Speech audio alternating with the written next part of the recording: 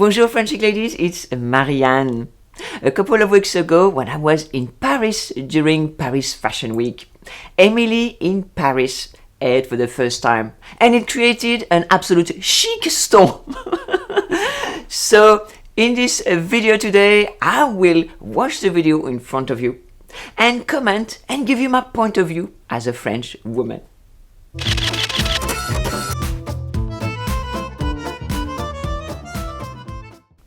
Love it or hate it, Emily in Paris is the most talked about show on Netflix. And the French press absolutely hate it. Oh, they're horrified about the clichés. But me, I think it's just a light-hearted fun and very enjoyable show to watch. And I was actually quoted by the national press, the Daily Mail, about saying this exact thing. So in this video today, I will be watching episode 1 of Emily in Paris with you, and we'll stop the video in various areas to chat and comment about Emily herself, fashion, the landmarks of Paris, and of course the clichés between the French and the Americans.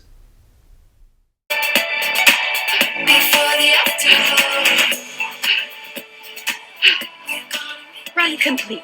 Well done, Emily. 5.3 miles. 41 minutes. 18 seconds faster than yesterday.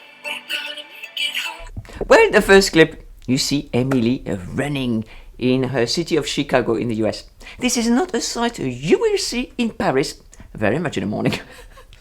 Us French, we're not into jogging that much or going into the gym. We're more into walking. We're more into sport itself. Let's continue. You're serious? I know it's crazy, but when would we get a chance like this? It'll be an adventure. Unless I miss something. You don't speak French. Fake it till you make it. I love that line from Emily's boyfriend. But you don't speak French! And many people made much about that, saying that Emily went to France for a job for a year, but she couldn't speak the language. She couldn't speak French. Why was she sent to Paris? But if you remember in the beginning of the episode, it was not Emily who was supposed to go to Paris, it was her boss who has a master's in French. So we'll see what will happen later on. French pop music. Love it or hate it. French demande the Eiffel Tower, the Arc de Triomphe.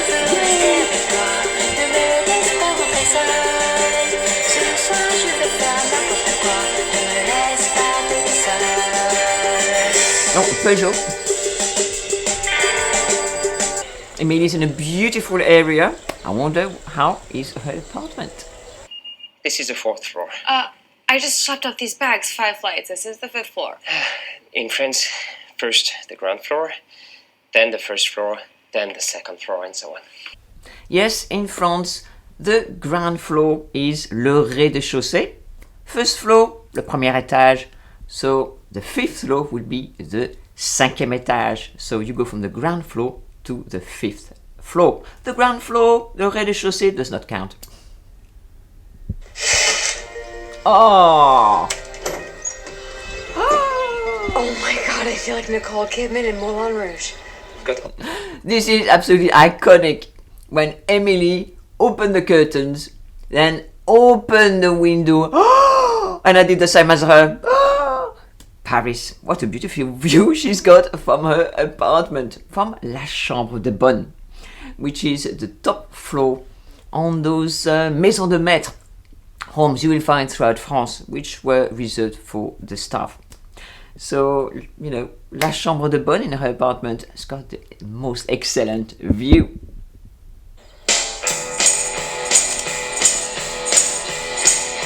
Emily's starting to take selfies.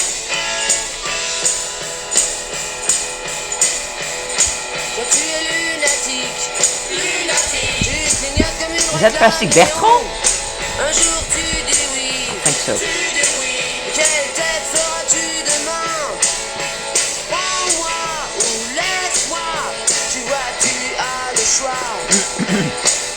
Ah, the fashion. Then we see Emily in her first outfit, arriving in the morning to her new job, to her new place of work. So this is interesting, the fashion, because obviously this series is going to be a hero's journey. So we start especially in the first episode of this series. You will see a lot of contrast, a lot of cliches, and a contrast between, Emily as an American arriving in France. So we'll see the contrast between American Emily and the French people, and also you will see the contrast in many, many ways, and it is normal because you will need this conflict throughout the series, so that we arrive at the end of the series and the end, I presume, the end of Emily's journey. So in this episode, you see a lot of contrast in language, contrast in in her fashion, in what she wears. So let's have a look at her outfit right now. So what is Emily wearing? The first thing you notice are her high heels. And you think, oh my gosh, wearing high heels in Paris, because you do a lot of walking in Paris. I've just been to Paris a couple of weeks ago, and I was wearing, of course, flat shoes. I was wearing brogues and I was wearing loafers, ideal for the streets of Paris. But Emily here is wearing, very high heels and a short skirt, mini skirt, everything very colorful, everything printed, mismatched, and her shirt is like a tourist shirt with an Eiffel Tower. So we see her exuberance, her youth, her happiness, her excitement, very bright and very colorful as Emily the American. I just love that clip of Emily in the lift going up, and you can see her going up, and I think that's a way to say that Emily is on a journey. She's on a way up, from the ground floor up to the top, and could be a candle to the whole series. She starts from the ground up and she's going up. So where will be the result? What will be of the new Emily, if you like? I'm going to be working in this office. Je vais travailler dans ce bureau. I love this piece when Emily arrives in the office and she's greeted by the first person to see her, who doesn't know who she is, and she introduces herself. But of course she speaks English. She produces like an app on her phone that translates her language. And I think it is good in a way, because I really like that piece, because you can see already not only the difference in language, but also now there's an app, there's even something else in between Emily and between the other person. There's this app here. So even, there is no direct, if you like, conversation or direct contact even, because of the app. Bonjour. Je vous attendais pas avant demain? Comment s'est passé le voyage, le nouvel appartement, tout ça? You lost me a bonjour.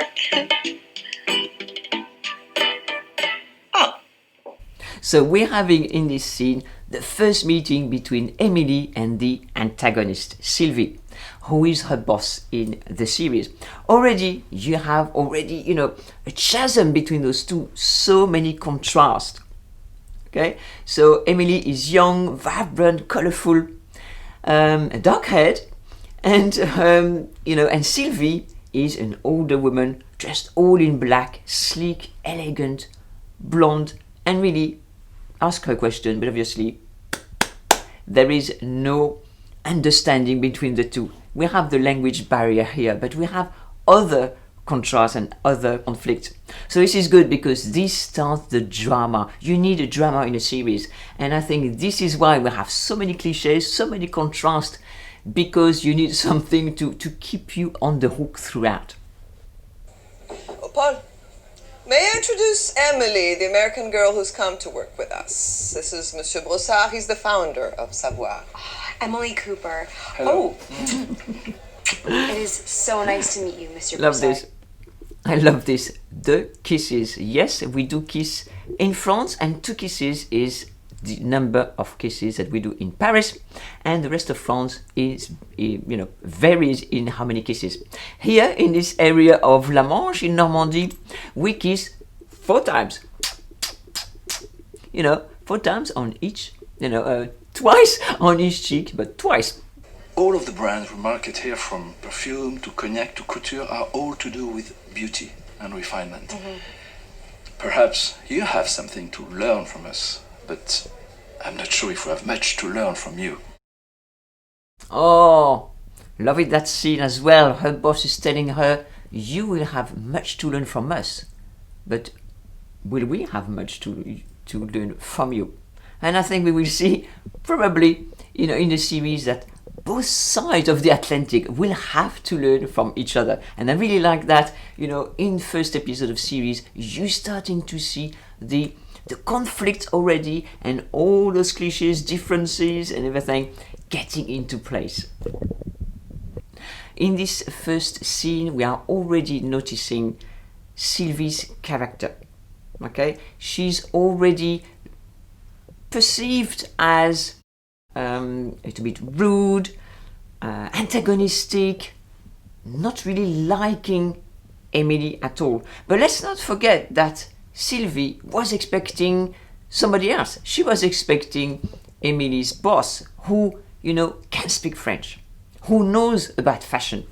Whereas Emily's arrived, she doesn't know any French, and she was not really working in the field of fashion and perfume. Your name, monsieur? My name is Luke. Yes, Luke. Why are you shouting? In the boardroom, this is so funny, it's such a funny scene. We are having Emily talking to the team, but she sounds like she's shouting. I don't know if it means that because she wants to make herself understood because she does not speak French, but it's also the cliche about Americans who are loud. You will hear that a lot.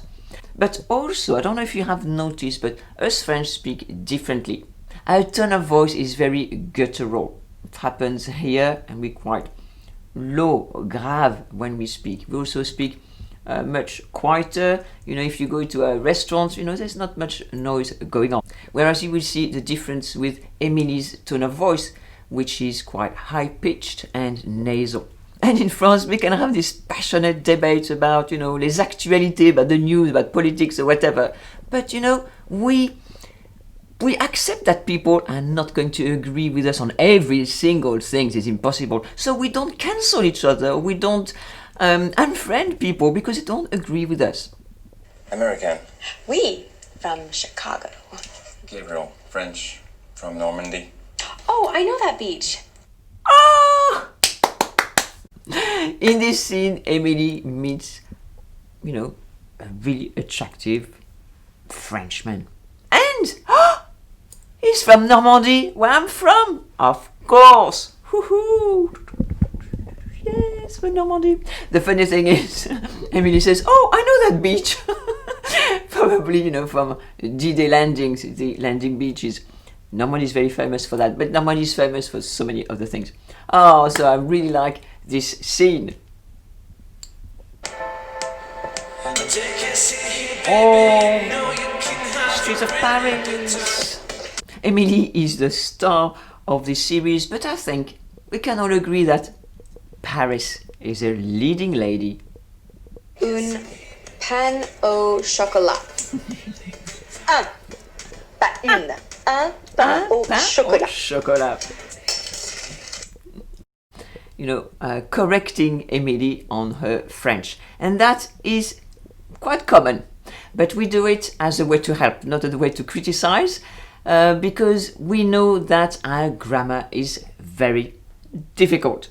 So here, let's not see this as somebody who is rude. I think she's doing her best to help Emily in her French.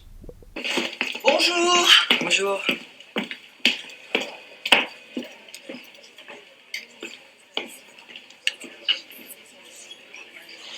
That scene is so funny when Emily on her second day, arrives at work at 8:30. but then it's nobody. 2 hours later, the first person turns up. So, and later on in the other scene, her boss turns up at 11:15. And the funny part is that Emily makes a note. 11:15? So, it shows already the contrast between Americans and the French, and where we say that the Americans live to work, whereas the French work to live. And this is very true for us. We definitely work to live. We have not got the same working ethics as the Americans. However, in my own business, and as a French woman who spent 30 years living in Great Britain, I can tell you that my work ethics are much more American. I was being polite. You look American. In this scene, the young lady whom Emily is meeting at the park tells her, "You look American." And it is so true. In Paris, we can tell if you are American. We can tell Americans apart. And it's having worked in tourism, I can tell you that once we are used to seeing some nationalities, we can say, 100 paces away, if they are Americans, if they are British, if they are German or Italian or Spanish, because we get used to seeing them.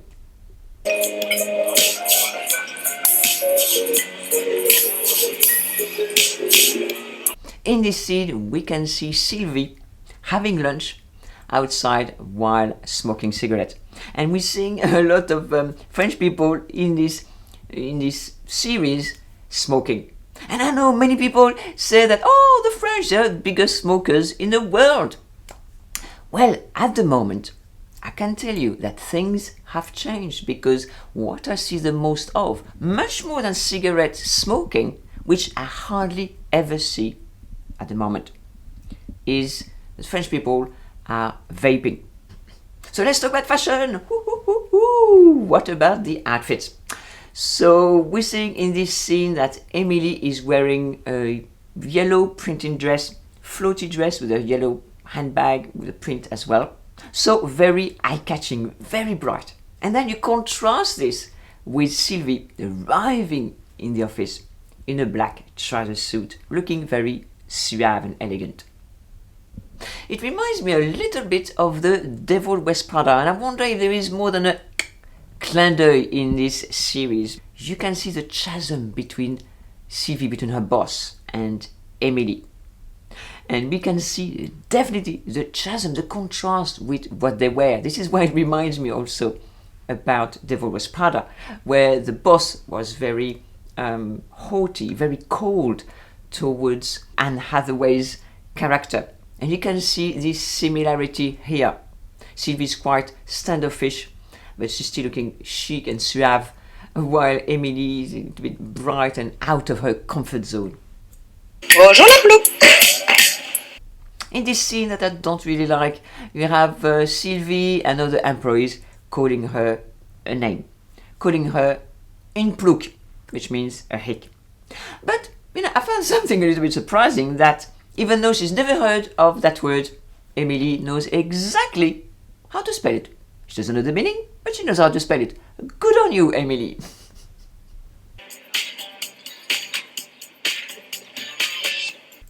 In this scene in the cafe Terrace, you can see again the contrast between Emily and the Parisians at the terrace of the cafe, because Emily is by herself in a romantic city, Paris. Everybody is with a companion, whether friends or a romantic companion, and Emily stands out for being by herself. So I think it is quite an important element of the episode, because she has a boyfriend, but he's in Chicago, and she's in the most romantic city in the world, but she's by herself. So again, Emily is in contrast with Paris, in that way, but also in contrast because she's alone, so she's seen as lonely, so she really stands out, with a lot of things in this first episode. But again, this is the first episode. So her character is going through a journey. So in this episode, she's quite alone in Paris. Oh, I love this scene because you see Luke turning up at the terrace of the cafe, whizzing past almost on a trottinette. And those little scooters are everywhere in Paris, let me tell you. And you know, you see them in the streets, and you can just put 1 or 2 euros, and you can whiz around Paris on those. You know, very effective way to go around Paris. And now you can see also bicycles. They do the same. You see them everywhere. 1 or 2 euros, and you whiz about on the bicycle to see Paris. And a very good way to save your feet. You know, And look, he's sitting at the table, and what is he doing? He's vaping. What did I tell you? We are all a little afraid of you. What? Afraid of me? How? Your ideas, they are more new. Maybe they're better. Now you are here, and maybe we feel we have to work harder, make more money. It's a balance. Exactly, a balance. And I think the Americans have the wrong balance. You live to work.